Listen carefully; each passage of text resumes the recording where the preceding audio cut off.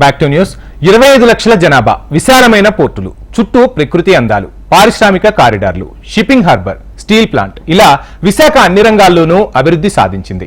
ఇలా అన్నింటా అభివృద్ధి సాధించిన విశాఖ ఫైనాన్స్ క్యాపిటల్ దిశగా అడుగులు వేస్తుంది. మరి విశాఖ ఆర్థిక రాజధానిగా మారుతుందా? ఆర్థిక రాజధానిగా అవతరించేందుకు విశాఖలో ఉన్న అవకాశాలేంటి? Watch the story. విశాఖపట్నం భారతదేశంలోనే వరల్డ్ క్లాస్ సిటీల్లో ఒకటి. అన్ని అంగులు అర్హతలతో సహజ సిద్ధంగా పెరిగిన నగరం విశాఖపట్నం. మొన్నటి వరకు విశాఖను అది చేస్తాం ఇది చేస్తామని రాజకీయ నాయకుల ప్రకటనలు పేపర్లకు మాత్రమే పరిమితమయ్యాయి. గతంలో ఉన్న వైఎస్ఆర్ కాంగ్రెస్ పార్టీ ప్రభుత్వం విశాఖను ఎగ్జిక్యూటివ్ క్యాపిటల్గా తీర్చిదిద్దుతాం అనే లక్ష్యంతో ముందుకెళ్తే, ప్రస్తుతం ఉన్న తెలుగుదేశం పార్టీ విశాఖను ఆర్థిక రాజధాని చేస్తామని చెప్తుంది. అసలు విశాఖకు ఉన్న స్టాండర్డ్స్ ఏంటి? హెచ్ఎంటీవీ గ్రౌండ్ రిపోర్ట్లో నేను వినయ్ మీకు అందిస్తా. సిటీ ఆఫ్ డెస్టినీగా పిలువబడే విశాఖ దేశంలోనే అతిపెద్ద నగరాల్లో ఒకటి. ఆర్థికంగా పెద్ద నగరాల్లోనూ టాప్ 10లో ఉన్న విశాఖను ఏపీకి ఆర్థిక రాజధానిగా తీర్చిదిద్దేందుకు కూటమి సర్కార్ వడివడిగా అడుగులు వేస్తోంది. Visakha special economic zone, Aganampudi industrial park, Visakha dairy, AP medtech zone లాంటి కారిడార్లతో పారిశ్రామికంగా ఇప్పటికే ముందుంది విశాఖ.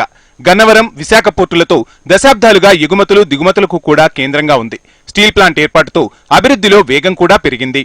ఇండియాలో వరల్డ్ క్లాస్ సిటీలలో విశాఖపట్నం ఒకటి.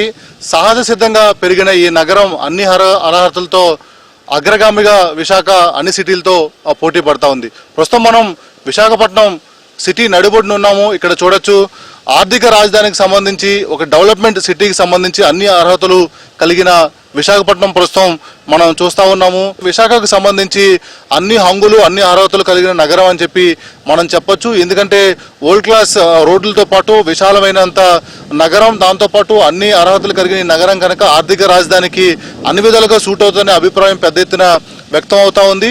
అన్ని సెక్టార్లు విశాఖపట్నంలో ఇప్పటికే కేంద్రీకృతమైనవి. అటు ఫార్మా రంగంతో పాటు ఇండస్ట్రియల్ కారిడార్, ఐటీ సెస్తో పాటు హోటల్ రంగం, అదేవిధంగా ఫార్మాటికల్ రంగం, అన్ని రంగాల్లో కూడా విశాఖపట్నం అటు హైదరాబాద్, బెంగళూరు, చెన్నై, ముంబై విదేశాలతో పోటీ పడుతుందని చెప్పొచ్చు. దాంట్లో భాగంగానే వరల్డ్ క్లాస్ ఫెసిలిటీస్తో పాటు వరల్డ్ క్లాస్ సెక్టార్స్ అన్ని కూడా విశాఖపట్నంలో ఇప్పటికే స్థాపించారు. గత కొన్నేళ్లుగా అంచెలంచెలుగా విశాఖపట్నం అనేది కూడా అభివృద్ధి జరుగుతూ ఉంది. మరోవైపు ఆ road connectivity, port connectivity, flight connectivity, అన్ని కనెక్టివిటీలు కలిగిన నగరం కావచ్చు. దేశ విదేశాల నుంచి కూడా ఇక్కడ పెట్టుబడులు పెట్టేందుకు, ఇక్కడ వ్యాపారాలు చేసేందుకు పెద్ద ఎత్తున ఆ వ్యాపారవేత్తలు కూడా విశాఖపట్నానికి తరలి వస్తూ ఉన్నారు. దాంతోపాటు పర్యాటక రంగం కూడా పెద్ద ఎత్తున విశాఖపట్నంలో అభివృద్ధి చెందుతూ ఉంది. పర్యాటకులు కూడా పెద్ద ఎత్తున విశాఖపట్నానికి వస్తున్న నేపథ్యంలో అది కూడా విశాఖకు అడ్వాంటేజ్ గా మారుతా ఉంది. దాదాపు విశాఖపట్నంలో చాలా పెద్ద పోర్ట్, అంటే చెన్నై పోర్ట్ తర్వాత విశాఖపట్నంలో పోర్ట్ ఉందని చెప్పి కూడా మనం చెప్పుకోవచ్చు. ఈ పోర్ట్ ద్వారా కూడా చాలా వ్యాపార రంగం అంతా కూడా అభివృద్ధి చెందుతుందని చెప్పొచ్చు. రాష్ట్ర విభజన తర్వాత రెండు తెలుగు రాష్ట్రాల్లో హైదరాబాద్ తర్వాత అంత పెద్ద నగరం విశాఖపట్నం అని చెప్పొచ్చు. విశాఖపట్నం హైదరాబాద్కు ఉన్న స్టాండర్డ్స్ అన్ని కూడా విశాఖపట్నానికి కూడా ఉన్నాయి. గత ప్రభుత్వం వైఎస్ఆర్ కాంగ్రెస్ పార్టీ అధికారంలో ఉన్నప్పుడు జగన్మోహన్ రెడ్డి విశాఖపట్నాన్ని ఎగ్జిక్యూటివ్ క్యాపిటల్ గా ప్రకటించారు. దాంతోపాటు విశాఖపట్నాన్ని కొంత మేరకు అభివృద్ధి చేసి ఇక్కడ ఇంకా లక్ష్యంతో ముందుకెళ్ళినప్పుడు కూడా విశాఖపట్నాన్ని ఎగ్జిక్యూటివ్ క్యాపిటల్ గా చేసేందుకు అదంతా కూడా సాధ్యం కాలేదని చెప్పొచ్చు. తర్వాత అనేక దశాబ్దాల నుంచి విశాఖపట్నాన్ని ఆర్థిక రాజధాని చేస్తామని చెప్పినప్పుడు కూడా అవన్నీ కూడా ప్రకటనలకు మాత్రమే పరిమితమైన చెప్పొచ్చు. కానీ విశాఖపట్నానికి సంబంధించి వరల్డ్ క్లాస్ సిటీ, అన్ని సిటీలతో పోటీపడే అర్హతలు విశాఖకి కలిగి ఉన్నాయని చెప్పి ఇక్కడ అభిప్రాయాలు పెద్ద ఎత్తున వ్యక్తం అవుతా ఉన్నాయి. అయితే గత ప్రభుత్వం విశాఖను ఎగ్జిక్యూటివ్ క్యాపిటల్ గా ప్రకటించినప్పుడు కూడా అదేం కూడా ఆచరణ జరగలేదు, ముందుకెళ్లలేదని చెప్పొచ్చు. కానీ ప్రస్తుత ప్రభుత్వం విశాఖను ఆర్థిక రాజధాని చేస్తామని చెప్పి ప్రకటించింది. అయితే విశాఖకు ఆర్థిక రాజధాని చేసేందుకు అన్ని అర్హతలు ఉన్నాయని చెప్పి ఇక్కడ ఉన్న స్టాండర్డ్స్ తెలియజేస్తా ఉన్నాయి. విశాఖలోని బీచ్ ప్రాంతం పర్యాటకానికి ఊతమిస్తోంది. సుందరమైన సముద్ర తీరం, ఆహ్లాదకరమైన కొండలతో అలరారే విశాఖపట్నం నగరానికి చుట్టుపక్కల ఎన్నో ప్రసిద్ధ యాత్రాస్థలాలు ఉన్నాయి. అరకులోయ సౌందర్యం, మన్యం అడవులు, ఇలా పర్యాటక ప్రాంతాలకు విశాఖ కేంద్ర బిందువుగా ఉంది. మెరైన్ పార్క్ ఎగ్జిబిషన్తో పర్యాటక రంగం మరింత అభివృద్ధి చెందింది. విశాఖపట్నం వచ్చే పర్యాటకులకు ఇక్కడున్న సముద్రం కెరటాల ద్వారా కేరింతలు కొట్టుకుంటూ వెల్కమ్ చెప్తూ ఉంటుంది.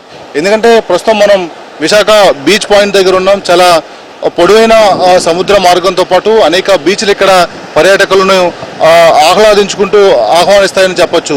దాంట్లో భాగంగానే దేశ విదేశాల నుంచి ఇక్కడున్న ఈ బీచ్ అందాలను చూసేందుకు పర్యాటకులు పెద్ద ఎత్తున తరలి వస్తారు. విశాఖపట్నం అనేది భారతదేశంలోనే ఆంధ్రప్రదేశ్లో అతి పెద్ద నగరం. అదే పేరుగల జిల్లాకి కేంద్రం. బంగాళాఖాతం ఒడ్డున గల ఈ నగరంలో భారతదేశపు 4వ పెద్ద ఓడరేవు, దేశంలోనే అతి పురాతన నౌక నిర్మాణం కేంద్రం ఉన్నాయి.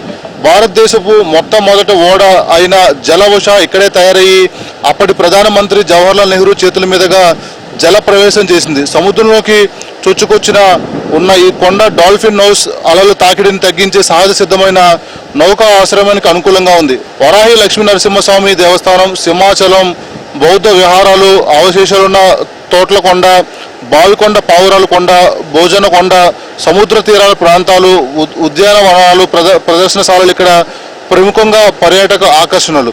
సరిహద్దు జిల్లాలో గల పర్యాటక ప్రాంతాలైన అరకులోయ, మన్యం అడవులు లక్షల సంవత్సరాల క్రితం ఏర్పడిన బుర్రా గృహాలు చూడడానికి కూడా ఇది పర్యాటక కేంద్ర స్థావరం. ఇలా అనేక పర్యాటక ప్రదేశాలు ఇక్కడికి వచ్చే పర్యాటకులందరినీ కూడా ఆకర్షిస్తాయి. దాంట్లో భాగంగానే ఇది ఒక కూల్ అండ్ కామ్ గోయింగ్ సిటీగా ఉండడంతో పాటు అటు ఉద్యోగాలు వ్యాపారాలు చేసుకునే వాళ్ళకి వీక్లీలో ఆహ్లాదంగా ఉండేందుకు కూడా ఈ బీచ్తో పాటు ఇక్కడున్న ప్రకృతి కూడా ఆహ్వానం పలుకుతా ఉంది. దాంట్లో భాగంగానే పర్యాటక రంగం సైతం ఇక్కడ పెద్ద ఎత్తున అభివృద్ధి చెందుతా ఉంది.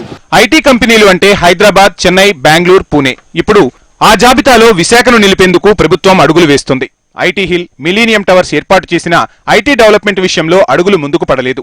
ఇప్పటికే ఇన్ఫోసిస్ కంపెనీ ప్రారంభం కావడంతో ఇతర కంపెనీలను ఆకర్షించి ఉపాధి పెంచాలని భావిస్తోంది ప్రస్తుత సర్కార్. ఐటీ హబ్ గా విశాఖను మారిస్తే పెట్టుబడులతో ఆర్థికంగా నగరం మరింత అభివృద్ధి చెందనుంది.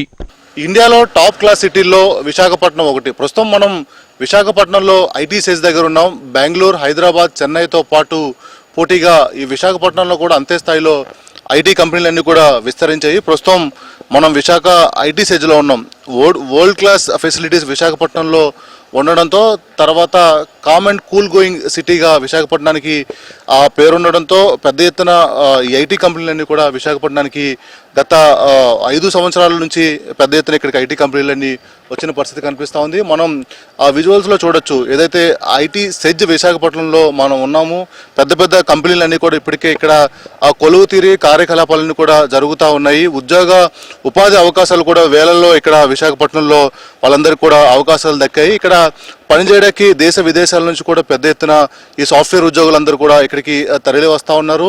ఈ కూల్ సిటీ విశాఖపట్నంలో కూల్ సిటీలో ఉద్యోగం చేసేందుకు కూడా పెద్ద ఎత్తున వాళ్ళందరూ ఆసక్తి కనబరుస్తూ ఉన్నారు. హైదరాబాద్, బెంగళూరు, చెన్నై లాంటి నగరాలతో పాటు విశాఖపట్నానికి కూడా అంతే ప్రాముఖ్యత ఉందని కూడా చెప్పొచ్చు. పెద్ద పెద్ద కంపెనీలు ఏదైతే సాఫ్ట్వేర్ అంటే బెంగళూరు, హైదరాబాద్కి బ్రాండింగ్ ఉండేది, అలాంటి బ్రాండింగ్ ఇప్పుడు విశాఖపట్నానికి కూడా వస్తుందని కూడా చెప్పొచ్చు. మనం విజువల్స్లో చూసింది ఇన్ఫోసిస్ కంపెనీ. దాదాపు 1000 మందికి అక్కడ ఉద్యోగ ఉపాధి అవకాశాలు దొరికాయి. దాంతోపాటు మైక్రోసాఫ్ట్, విప్రో ఇలా పెద్ద పెద్ద కంపెనీలన్నీ కూడా, గూగుల్ ఇలాంటి పెద్ద పెద్ద సంస్థలన్నీ కూడా వైజాగ్కి తరలి వస్తూ ఉన్నాయి. BHEL దాంతోపాటు ఫార్మటికల్ కంపెనీస్ కూడా పెద్ద ఎత్తున విశాఖపట్నానికి వస్తూ ఉన్నాయి. ఎందుకంటే టాప్ క్లాస్ సిటీలో విశాఖపట్నం ఒకటి. దాంతోపాటు ఎటువంటి ఇబ్బంది లేకుండా కూడా అన్ని వసతులు, అన్ని సౌకర్యాలు విశాఖపట్నంలో దొరుకుతాయి కనుక ఇక్కడ పనిచేసేందుకు కూడా ఉద్యోగస్తులందరూ కూడా ఆసక్తి కనబరుస్తూ ఉన్నారు. హైదరాబాద్, బెంగళూరు, దాంతోపాటు చెన్నై లాంటి ఒక బలమైన నగరాలతో పాటు విశాఖపట్నం కూడా పోటీ పడతా ఉంది. దాంట్లో భాగంగానే పెద్ద పెద్ద కంపెనీలు ఇక్కడికి వస్తూ ఉన్నాయి. విశాఖపట్నానికి మరిన్ని స్టాండర్డ్స్తో ప్రభుత్వ ప్రోత్సాహాలతో పాటు ప్రభుత్వం ఒక బలమైన హామీ ఇస్తే మరికొన్ని ఐటీ కంపెనీలు కూడా ఇక్కడ స్థాపించేందుకు వాళ్ళందరూ కూడా సిద్ధం అవుతా ఉన్నారు. విశాఖకు ఆర్థిక రాజధానిగా అయ్యే అన్ని అర్హతలు, అవకాశాలు ఉన్నప్పటికీ మరింత అభివృద్ధి పనులు చేపట్టాల్సిన అనివార్యత కనిపిస్తోంది. విశాఖలో పెండింగ్ లో ఉన్న 12 ఫ్లైఓవర్లు, మెట్రో కారిడార్ ను పూర్తి చేస్తే పారిశ్రామికంగా అభివృద్ధి చెందడమే కాకుండా కనెక్టివిటీకి ఆస్కారం ఉందంటున్నారు నిపుణులు. 6 మెట్రోస్ 7th ప్లేస్కి వెళ్ళేలాగా ప్రణాళిక వేయాలన్నా లివబుల్ సిటీగా we have to attract investments చేయాలంటే ఫస్ట్ అండ్ ఫార్మోస్ట్ కొత్త ఎయిర్పోర్ట్ వస్తుందండి. భోగాపురం దగ్గర we are getting world class airport. Hyderabad airport, Delhi airport లాంటిది ఇండియాలో one of the best airports కింద వీఆర్ గెటింగ్ ఎయిర్పోర్ట్. బట్ మీరు ఇండస్ట్రియల్ లొకేషన్స్ అన్నీ కూడా మన pharma city, Achyutapuram, NTPC, HPCL, steel plant అన్నీ అక్కడ ఉన్నాయి. అక్కడ నుంచి భోగాపురం అంటే 2-3 అవర్స్ పడుతుంది. సో ఇన్వెస్ట్మెంట్స్ అవ్వాలంటే ఇన్వెస్టర్స్ అలా రారండి. So there are 12 flyovers planned. గత 5 సంవత్సరాల్లో ప్రభుత్వం ఒక ఫ్లైఓవర్ని కూడా ముందుకు తీసుకెళ్ళాలి. So first and foremost next 2.5 yearsలో ఆ 12 ఫ్లైఓవర్స్ అటాచ్ స్ట్రోక్ అయిపోవాలండి. That is the first thing. 2 metro Chandrababu Naidu గారు ప్రతిపాదించారు. Export import bank of Korea నుంచి లోన్ కూడా శాంక్షన్ చేశారు. ఫస్ట్ మెట్రోను కూడా కిక్ స్టార్ట్ చేసి 3 to 4 yearsలో మెట్రోను కూడా అట్లీస్ట్ స్టేజ్ 1 ఫస్ట్ 2.5 yearsలోనే స్టేజ్ 2 తర్వాత చేసేలాగా చేస్తే, ఈ 2 చేస్తే ముందు సిటీ యొక్క రూపురేఖలు మారుతాయండి. అలాగా ఎక్కడికి వెళ్ళినా మీరు చూస్తే ఎవ్రీ మంత్ ఇప్పుడు 6 నుంచి 8,000 వెహికల్స్ యాడ్ అవుతున్నాయండి ఎవ్రీ మంత్ సేమ్ రోడ్స్ మీద. సో ట్రాఫిక్ క్లాగ్ అయిపోతుంది. సిటీలో పార్కింగ్ స్పేసెస్ లేవు. So multi level parking spaces develop చేయాలండి. ఎక్కడికక్కడ ఎవ్రీ ఇంపార్టెంట్ జంక్షన్లో 100 వార్డ్స్ ఉన్నాయి కదా, ఎవ్రీ 10 వార్డ్స్కి ఒక మల్టీ లెవెల్ పార్కింగ్ స్పేస్. ప్రస్తుతం ఉన్న వనరులను వినియోగించుకుంటూనే మరిన్ని ఏర్పాట్లు చేస్తే విశాఖ ఆర్థిక రాజధానిగా మారుతోందంటున్నారు విశాఖ వాసులు. విశాఖ నగరం వరల్డ్ క్లాస్ ఫెసిలిటీస్ కలిగిన నగరం. విశాఖను అది చేస్తాం ఇది చేస్తామని చెప్పే రాజకీయ నాయకులు ప్రామిసెస్ ఫుల్ఫిల్ కావడం లేదు. ఇకనైనా విశాఖపట్నాన్ని అభివృద్ధి పదంలో ముందుకు నడపాలని కోరుకుందాం. కెమెరామెన్ నిఖిల్తో కలిసి వినయ్, HM టీవీ, విశాఖపట్నం నుంచి.